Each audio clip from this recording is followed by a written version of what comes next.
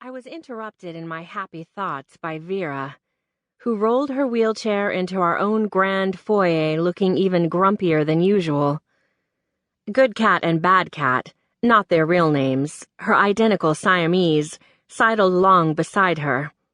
I kept clear of Bad Cat, although it was always hard to know which one that was. "Are you excited?" I chirped. Vera had a voice like crunching gravel.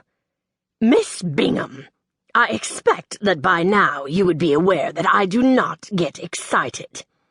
And is it really necessary for you to sound quite so much like a budgie?" Crunch, crunch, crunch. I had been fully aware that Vera didn't get excited, but it had slipped my mind that no one else was supposed to either. I made a mental note never to chirp again. I lowered my voice a half octave. I also moved away from Bad Cat's outstretched claws and said, "But Summerlea is historic. It is magnificent. It's—" She kept rolling, barreling down the endless corridors of Van Alst house, past the ballroom and the portrait gallery festooned with ugly oils of her relatives. Have I mentioned that all the Van Alsts seem to have suffered from serious constipation and bad teeth? I always try to avert my eyes as the overflow relatives are displayed all along that hallway. You can't miss them no matter how hard you try. Vera muttered, "I have my own magnificent historic home, Miss Bingham.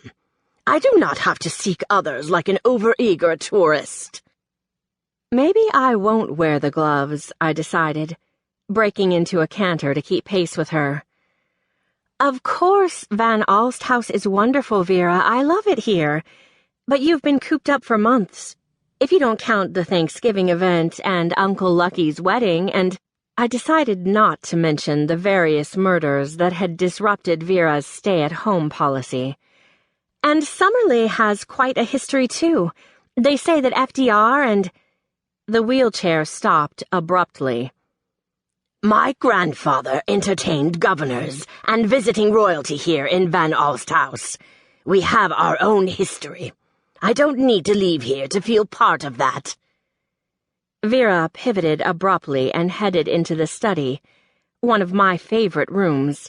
I hustled after her.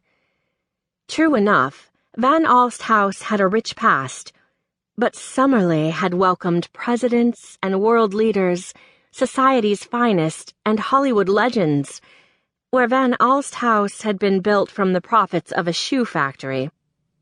Summerlea was made of steel money and rail money and manufacturing money. The Kauffman heritage was more like a collaboration of robber barons on steroids. Never mind that the Kauffman family had dwindled and shrunk in influence over the years. Summerlea remained. I knew I was being ridiculous, but I loved the whole idea. Was it a Cinderella thing? I was, after all, the motherless girl who grew up in the rooms over her uncle's antique shop. I would have been better adding the cash for that raspberry wool dress to the savings that would one day fund my return to grad school. Never mind. Summerlea would be so much fun. And really, it wasn't like anything could go wrong. Speaking of wrong, Vera had continued sputtering. I said, "Of course, you don't need to leave here. I couldn't agree more. However, you have been chosen and invited to another wonderful place and given first dibs at one of the finest Ngaio Marsh collections in the world, at a very reasonable price, may I add. I've done my homework on this one. This is a very rare collection." We never admit out loud that money is a factor for Vera, but it is. Anyone with a sharp eye would notice that there is less sterling silver every year, and that several key antiques are now making someone else happy. Sometimes I worried that the Aubusson rugs would vanish next. Vera couldn't ever simply agree. It's not in her. "Humph. We need to knock back that dollar figure a bit. And cash only. Who ever heard of that? Maybe this Chadwick has squandered what's left of the family fortune." I couldn't let Vera bring me down.